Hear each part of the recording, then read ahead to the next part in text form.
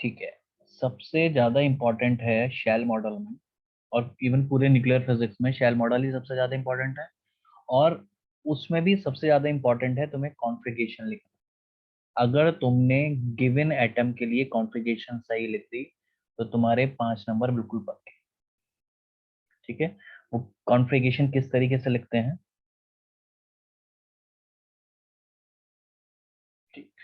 Configuration लिखने का तरीका है को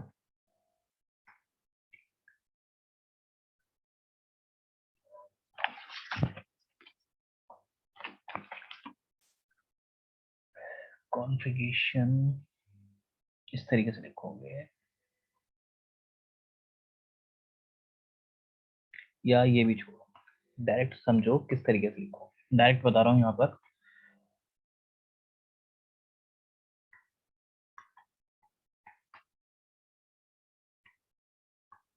ठीक है, ये एक जो ग्राफ बना रहा हूँ ना, बस इसको याद रखो तो तुम इजिली कॉन्फ़िगरेशन लिख सकते हो।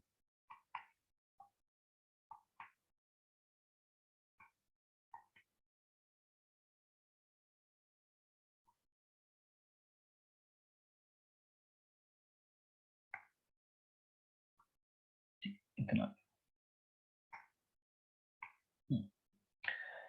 ये सपोज करो n इज इक्वल्स टू 1 की लाइन है, और ये n इज इक्वल्स टू 2 की लाइन है। अच्छा, इसके करस्पॉन्डिंग कितना होगा? इसके करस्पॉन्डिंग इसको ऐसे लिखते हैं 1s। ठीक है, 1s और 1/2।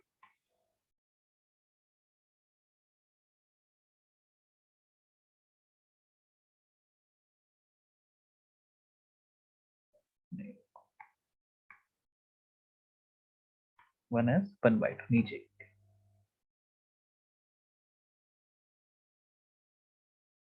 ठीक है। अच्छा, इसमें कितने नंबर आ सकते हैं इलेक्ट्रॉन अभी बताऊंगा। 1s 1/2। ठीक।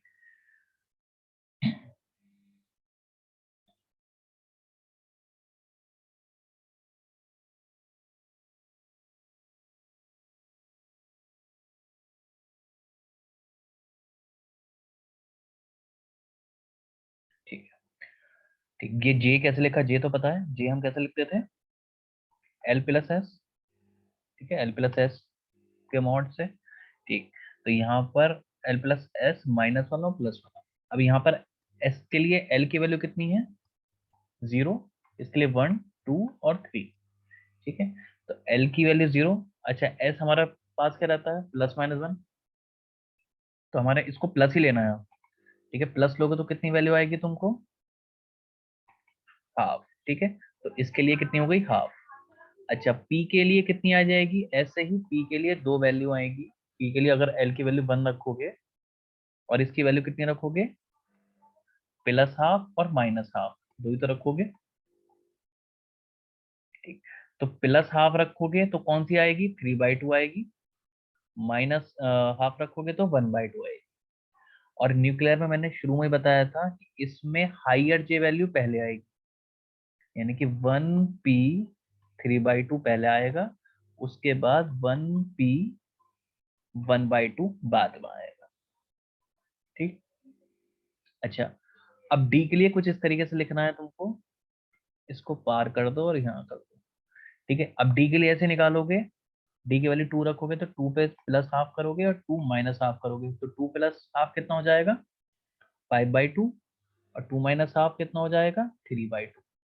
ठीक, तो हायर जे पहले आएगा तो यहाँ पे कितना आ जाएगा? 1d 5/2।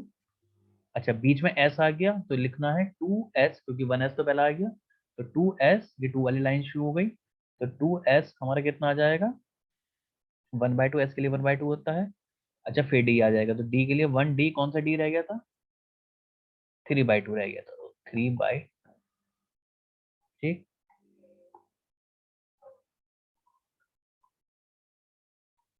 L+S और L-S के लिए वैल्यू लिखनी है सबको। जो हाइयर जे है वो पहले लिख दें, एरो से याद रख लेना कि किसको कहाँ लिखना है। अच्छा, एफ पे कुछ इस तरीके से लिखेंगे।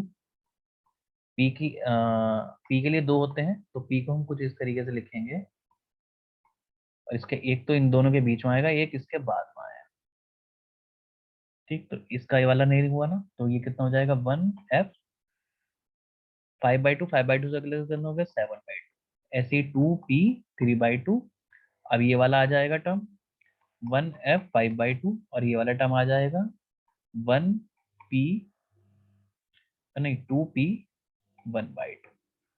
क्लियर हुआ ये कॉन्फ़िगरेशन, इतनी समझ में आई?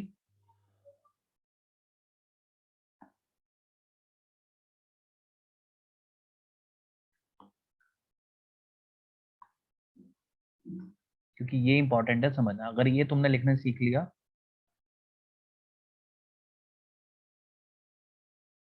इसको मेरी मानो खुद लिख को देखो अभी।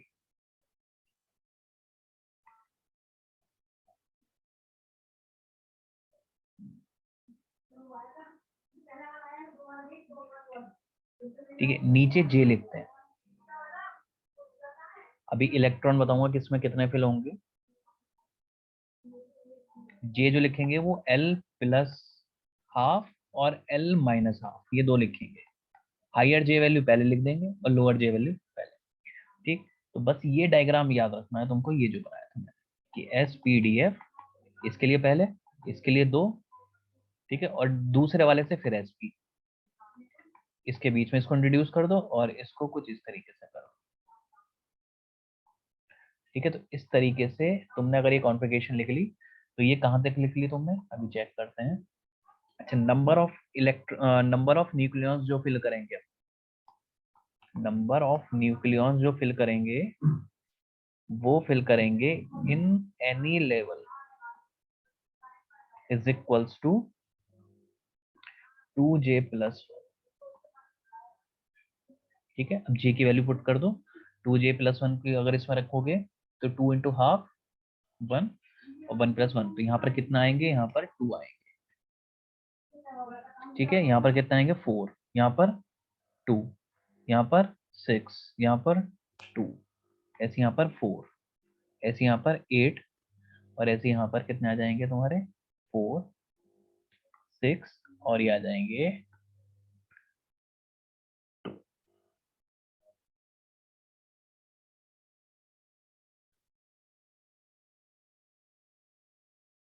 समझ में आया है कॉन्फ़िगरेशन?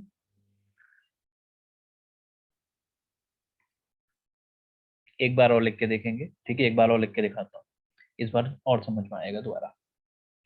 अब ध्यान देना, SPDF इस तरीके से लिखना है, दो छोड़ के SP लिख दो इसके लिए पहले। ठीक है, चाहे 1 2 3 मत डालो, S 1/2, S के लिए याद रख लो 1/2, 1/2 से अगला कौन सा होगा 3/2, तो 3/2 1/2 कम कर दो, फिर 3/2 से अगला कौन सा हो जाएगा 5/2 3/2, ऐसी F के लिए दो कितने हो जाएंगे 7/2 और 5/2।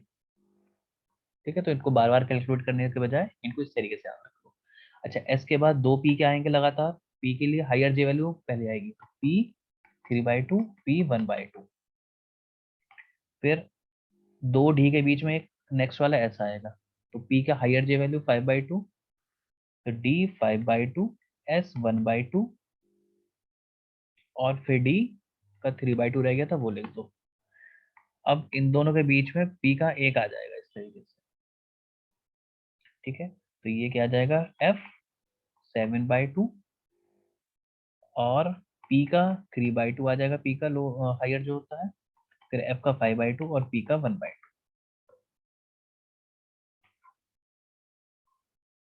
क्लियर हुआ अभी ये?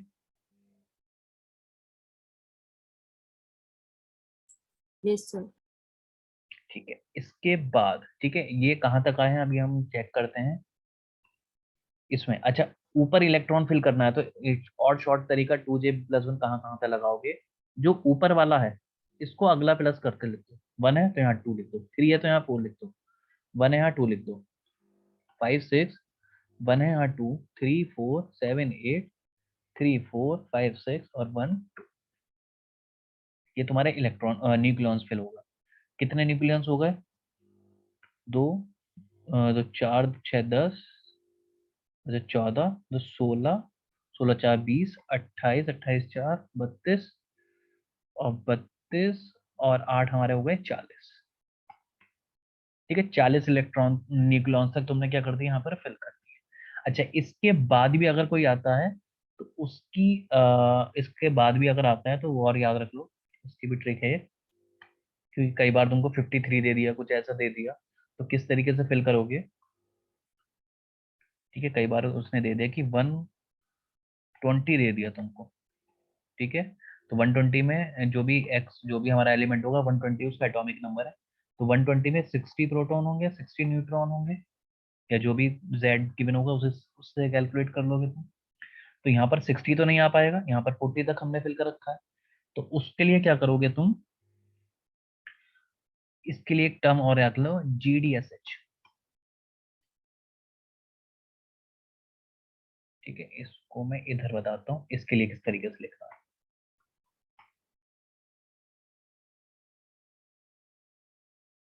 ठीक है, इसके आगे यहाँ तक याद रख लो कि इस वाले सेक्शन तक 40 है। ठीक है, तो कुछ इस तरीके से आता है कि अगर 60 निकालना आता है तो यहाँ तक कंप्लीट है, यहाँ तक 40 है, इसके बाद जो है वो निकालना है हमको। इसके बाद के क्या याद रख लोगे, GDSH, बस ये याद रख लोगे।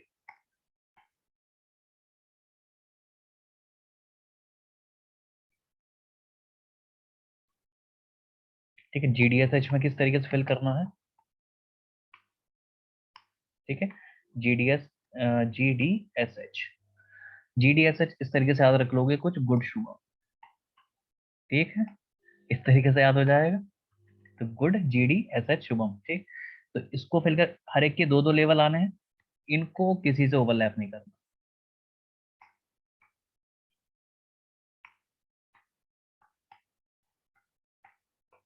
ठीक है, तो ये जी के दो लेवल आ जाएंगे, EFG। ठीक है, तो जी कौन सा आ जाएगा, जी के लिए 7/2 पर एफ पे छोड़ा था, तो इससे पहले कितना हो जाएगा, 9/2, जी 9/2 और जी 7/2। ठीक है, डी के लिए कितना होता है, 5/2, डी 5/2 और डी 3/2।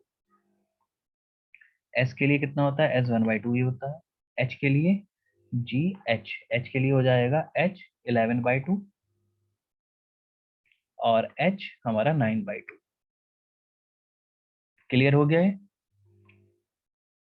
अब यहाँ पर 10 यहाँ पर फिल है, 8 यहाँ पर फिल है, 6 यहाँ पर फिल है और 4 यहाँ पर फिल है। ठीक है, और 2 और 12 और 10, ये लगभग कितने बैठ गए। सर इसमें ये बी आएगा तो ये बी कौन सा आएगा, ये बी क्या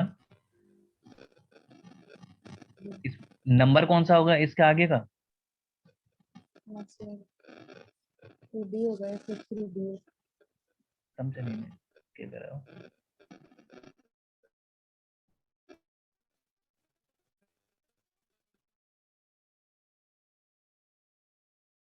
मैं समझ नहीं पाया, क्या क्या डाउट था इसमें।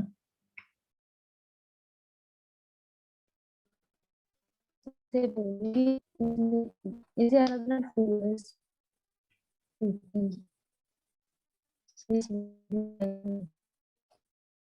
हमारी वॉइस थोड़े गड़बड़ सी आ रही है इसमें।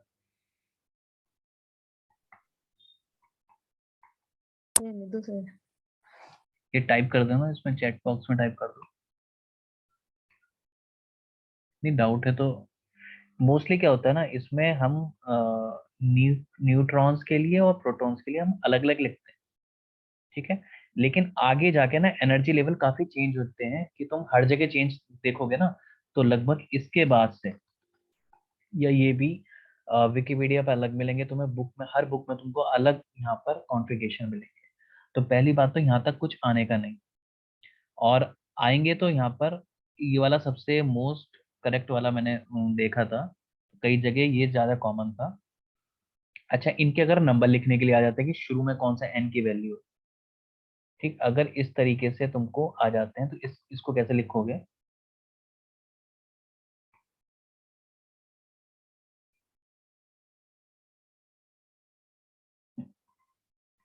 यहाँ पर कुछ इस तरीके से लिखोगे इनको। देखो, ये पहली वाली लाइन थी n=1 की, n=2 की, तो S P D F G H, ये जहां तक आ रहा है 1 फिल कर दो, तो S P D अच्छा दूसरा ऐसा आ गया तो दूसरे के लिए 2 लिख दो, फिर डी, डी ये पहले ही वाला था अभी, ठीक है, F1 P1, अच्छा P पहला आ चुका है तो P यहाँ पर 2 दूसरा आ जाएगा, ये दूसरा P, ठीक है। ऐसे G पहली बार आ रहा है तो 1 आ जाएगा। तो इस तरीके से शुरू वाले तुम नंबर फिल कर। अच्छा इनका यूज क्या है, सबको फिल करना, यहाँ तक तो 40 तक तो फिल करना आ गया ना सबको।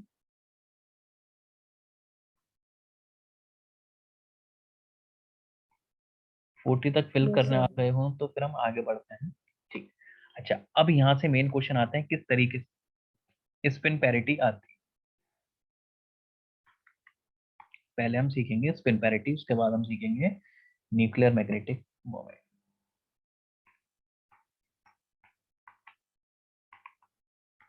ठीक है, स्पिन पैरिटी में पहला केस फॉर इवन इवन, ठीक है, इवन इवन न्यूक्लियाई अगर गिवन हो, ठीक, प्रोटॉन भी इवन हो न्यूट्रॉन भी इवन, ठीक है, तो तुमको कुछ नहीं देखना, इवन इवन न्यूक्लियाई के लिए, ठीक है, इवन इवन न्यूक्लियाई के लिए जो स्पिन पैरिटी होगी,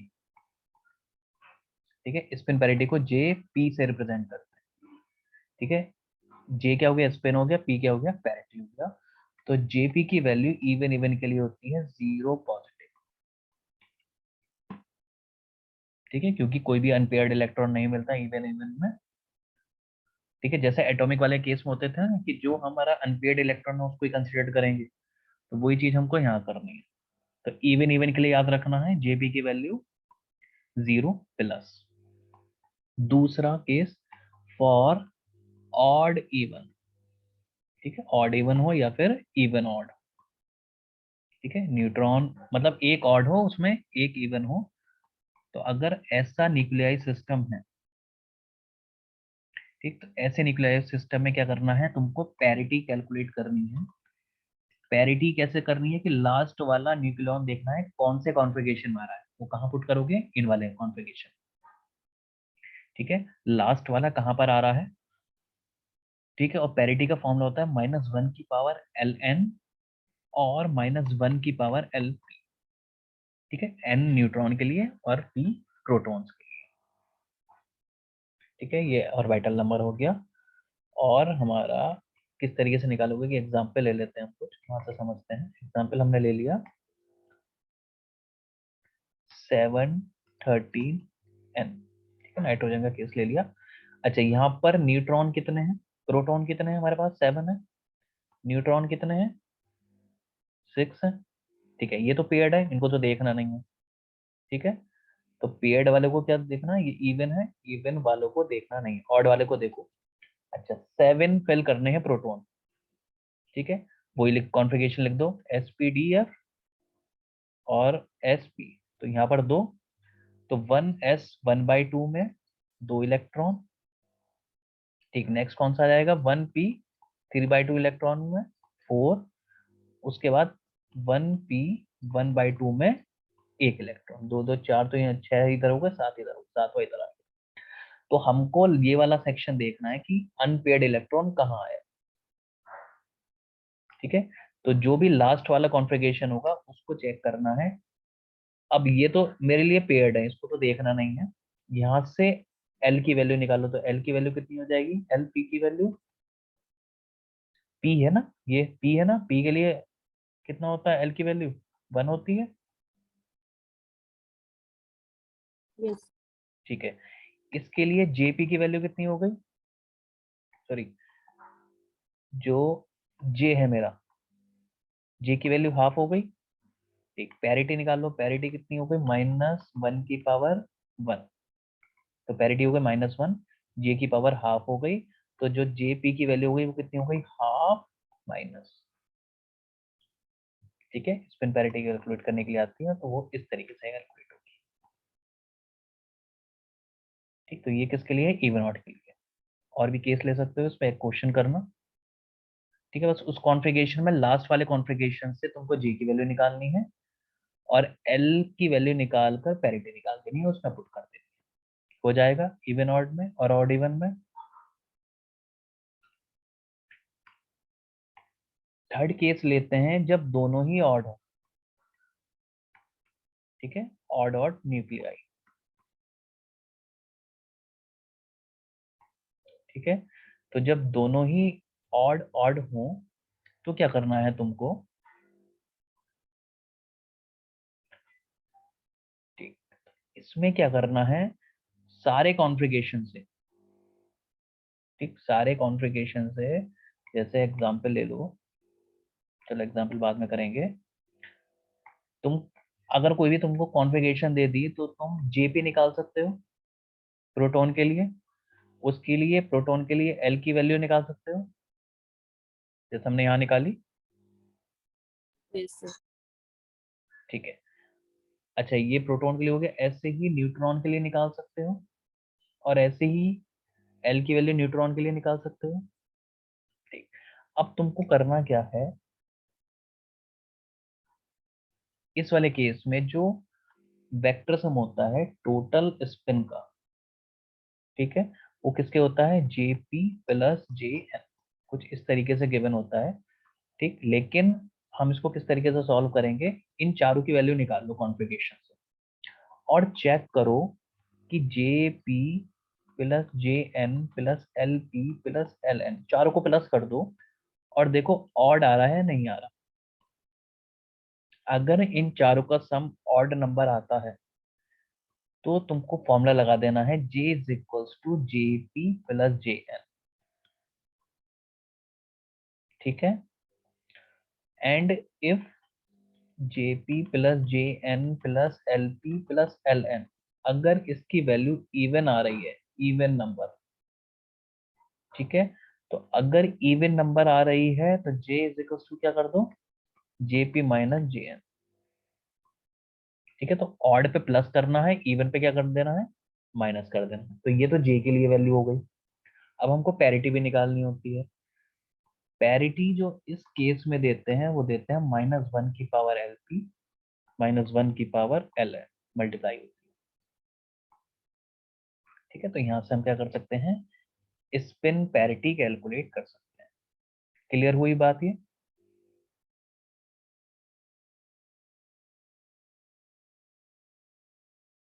ठीक है, एग्जाम्पल लेते हैं। एग्जाम्पल है 7n40। ठीक है, तो यहाँ पर प्रोटॉन भी 7 है और न्यूट्रॉन भी कितने हैं हमारे पास, 7 है। तो दोनों ऑड ऑड हो गए। इन दोनों के लिए कॉन्फ़िगरेशन लिख दो, 1s 1/2, 1p 3/2 और 1p 1/2। तो 2 4 और 1 7, ऐसे नीचे के लिए लिख देंगे।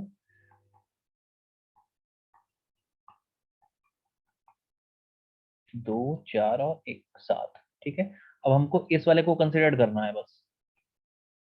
तो यहाँ से जे पी की वैल्यू कितनी हो जाएगी, हाफ, एल एन की वैल्यू कितनी हो जाएगी, 1, ऐसे ही जे पी की वैल्यू कितनी हो जाएगी, हाफ, सॉरी जे एन की वैल्यू, न्यूट्रॉन के लिए निकाल रहे हैं ना, ठीक है, जे एन और एल एन की वैल्यू कितनी हो जाएगी, 1। अब चारों का सम कर दो, J P plus J N plus L P plus L N कितना हो जाएगा, जे पी और जे एन मिलके 1 हो जाएगा, एल पी 1 है तो कितना हो जाएगा, 3। ये क्या आ रहा है, ऑड नंबर आ रहा है। ठीक, ऑड नंबर में क्या बताया था, जो कंबाइंड जे होगा वो किसके इक्वल होगा, ऑड में प्लस करते हैं। ठीक है, तो जेपी प्लस जे एन कर दो, जो कि कितना हो गया, 1।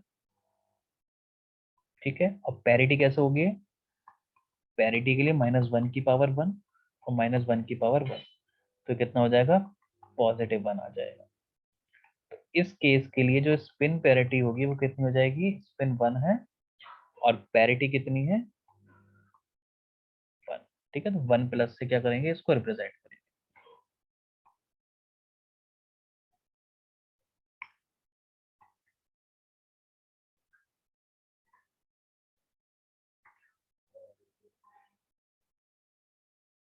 ठीक है, तो स्पिन पैरिटी कैलकुलेट कर सकते हो किसी भी सिस्टम के लिए। अच्छा, इन वाले क्वेश्चन में क्या होता है, क्वेश्चन में कुछ और भी कई सारी चीज गिवन होती है कि गिवन ये है, म्यू एल की वैल्यू ये है, ये है, ये है। ठीक है, तो तुमको उसको कुछ नहीं देखना है, जिस मेथड से मैं बता रहा हूँ उसको डायरेक्ट सॉल्व करोगे, आंसर बिल्कुल आएगा 100%। ठीक है, ऐसे ही तुम इसमें हम मैग्नेटिक मोमेंट करते हैं कैलकुलेट। स्पिन पैरिटी के थ्रू ही क्या करते हैं हम,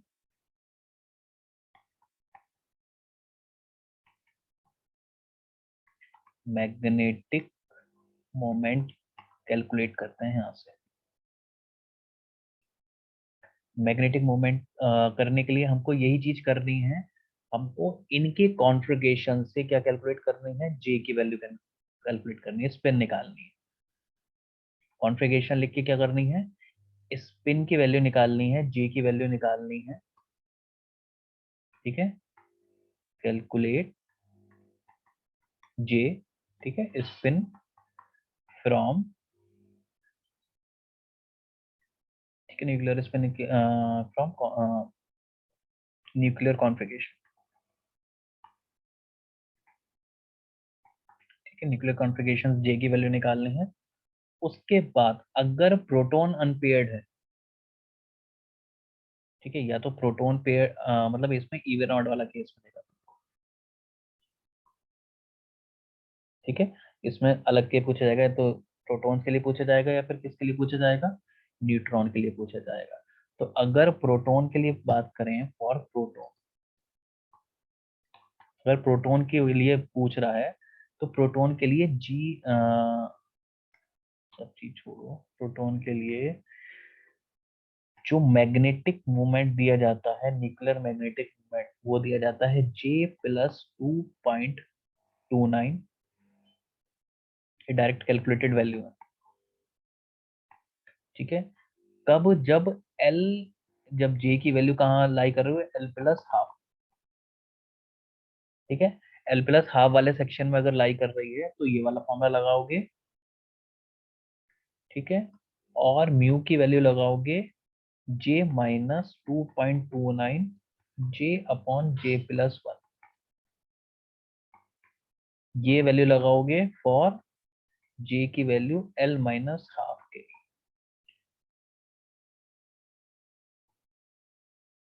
ठीक है, हम जैसे कॉन्फ़िगरेशन लिखते हैं और D5/2 D3/2 कुछ इस तरीके से आ गया, तो अगर इलेक्ट्रॉन हमारा इधर आ गया तो ये L+12 वाला केस हो गया, तो हम इसके लिए ये वाला फॉर्मूला यूज करेंगे, J की वैल्यू 5/2 प्लस करके यहाँ पर कर देंगे बस। ठीक है, और अगर हमारा अनपेड इलेक्ट्रॉन इधर आ जाते हैं तो हम कौन क्या यूज करेंगे, हम ये वाला फॉर्मूला यूज करेंगे, नीचे वाला। ठीक है, तो ये प्रोटॉन्स के लिए हो गया, और ऐसे ही हम करते हैं न्यूट्रॉन्स के लिए। फॉर न्यूट्रॉन्स,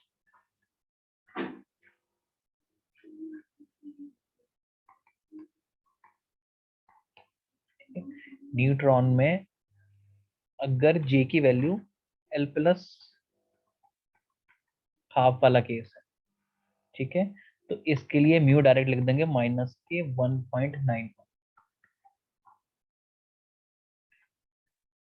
ठीक है,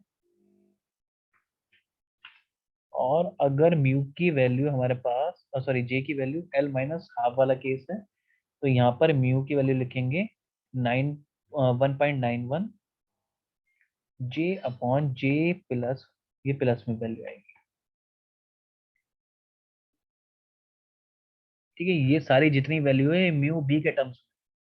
ठीक है, all values are in terms of mu B, Bohr magneton के टर्म्स में है सारे, all values are in terms of Bohr magneton.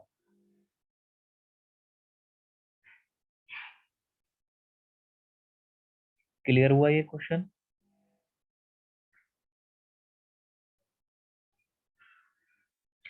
ठीक है, क्वेश्चन दिखाता हूँ, चलो मैं एक।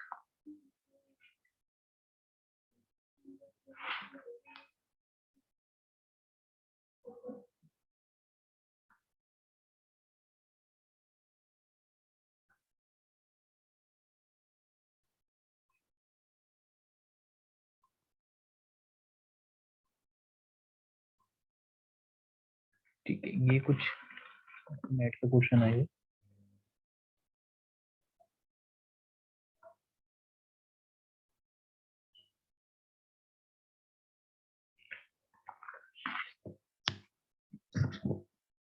ठीक है, सॉरी, बोर मैग्नेट्रॉन के टर्म्स में नहीं है, म्यू जो भी है, म्यू के टर्म्स में म्यू एन जो भी दे रखा होगा उसके टर्म्स में हम कर लिख देंगे।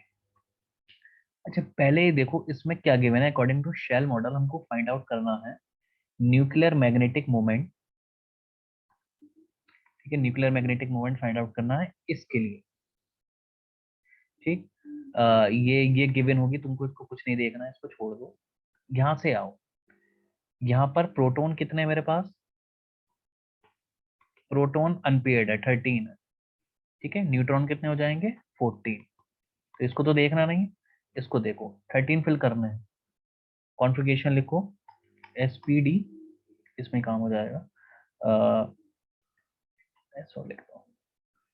ठीक है, तो S1/2 दो फिल हो गए, P3/2, P1/2, D5/2, S1/2। ठीक है, कितने हो गए? 4 और ये 2 और कितने होगा? 6। तो कितने हो गए हमारे पास? 4 8 और 8 और 6 14, मतलब जो अनफिल्ड आएगा वो इधर आएगा।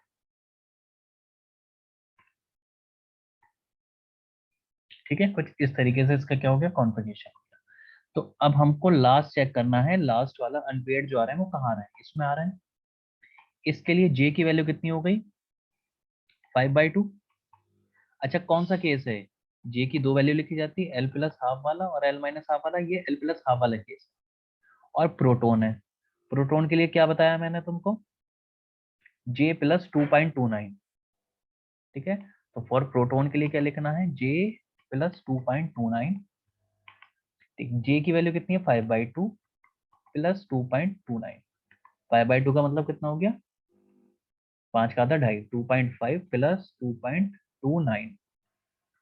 ठीक है, तो कितना आ गया? 4.79।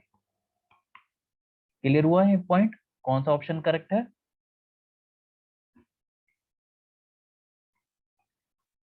सी वाला। क्वेश्चन समझ में आ गया? सॉल्यूशन समझ में आ गया? Yes sir. ठीक है, इस तरीके से करना है। बस ये 4 फॉर्मूले याद रखने हैं, 2 न्यूट्रॉन के लिए, 2 प्रोटॉन के लिए, किसके लिए? मैग्नेटिक मोमेंट के लिए, और बाकी मैंने स्पिन पैरिटी के लिए यहाँ से बता दिया। तो यहाँ से ये शेल मॉडल से करके लेके आओगे। यहाँ से अगर यहाँ से बिल्कुल क्वेश्चन मिलते हैं, 5 नंबर तुम्हारे बिल्कुल खाते में मिलेंगे, इजी आते हैं यहाँ से। ये सारी कई सारी चीज गिवन होगी, तुमको इसको कुछ नहीं छोड़ना है।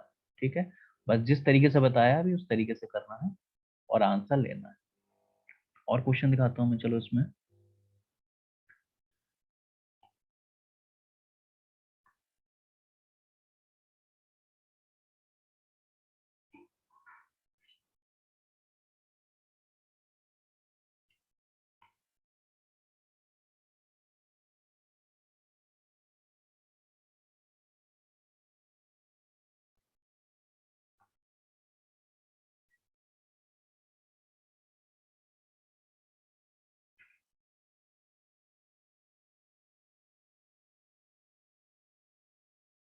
अच्छा, एक क्वेश्चन एक और आते हैं इसमें। मोस्ट स्टेबल मुझे क्वेश्चन मिला है यहाँ पर प्रीवियस ईयर्स में, कि मोस्ट स्टेबल आइसोबार्स। ठीक है, मोस्ट स्टेबल की किस स्टेबल मतलब किस ए के लिए तुमको मोस्ट स्टेबल आइसोबार मिलेगा? ठीक है, किस कंडीशन के लिए तुमको मोस्ट स्टेबल मिलेगा, या जेड के लिए? ठीक है, तो उसके लिए मतलब इनमें एक गिवन होगा, जेड की वैल्यू पूछेगा किस जेड के लिए तुमको मोस्ट स्टेबल आइसोबार मिलेगा, या ए के लिए कुछ भी वैल्यू पूछ सकता है इसमें। तो तुमको क्या करना है इस केस में? बाइंडिंग एनर्जी कैलकुलेट करनी है सेमी इंपिरिकल मास फॉर्मूला से, और dB/dz को 0 के इक्वल कर देना। ठीक है, किस z के लिए तुमको मोस्ट स्टेबल मिलेगा, तो बाइंडिंग एनर्जी की वैल्यू कैलकुलेट करनी है और 0 को स्टेबल कर देना है, क्योंकि इसमें कहीं ना कहीं मास पैराबोला आता है। हम जब स्टडी करते हैं उस पर, तो मैं पूरी पढ़ाऊंगा न्यूक्लियर फिजिक्स। तो मास पैराबोला में, पैराबोला के मतलब एक तरीके से मिनिमम पॉइंट पे, तो किस तरीके से निकालते हैं? कर्व को 0 कर दो इक्वल। ठीक है, मिनिमम पॉइंट निकालने के लिए।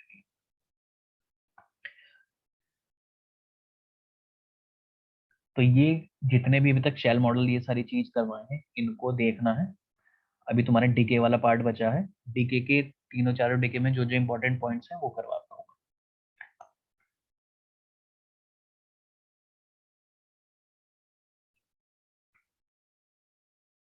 अच्छा, एक क्वेश्चन जो आया था ग्रुप पे जो आया था उसको और देखो।